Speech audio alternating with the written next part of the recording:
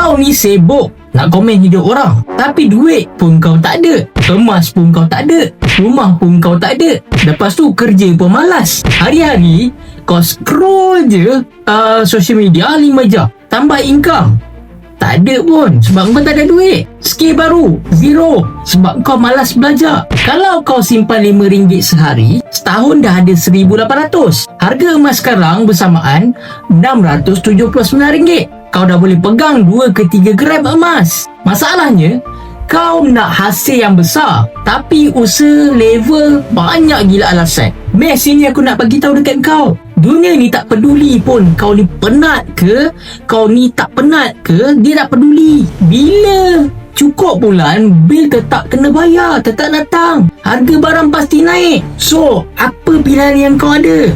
Kau tak ada pilihan. Kau kena kuat. Nak terus bising pasal hidup orang lain ke? Sampai ke sekarang ni? Ataupun kau nak diam-diam ubah dan bina kehidupan kau yang lebih baik? Kau kena jawab benda ni. Sebab realiti hidup ni pahit. Orang yang kosong poket dia, tapi biasalah yang kosong tu lah paling banyak bunyi. Macam kau lah.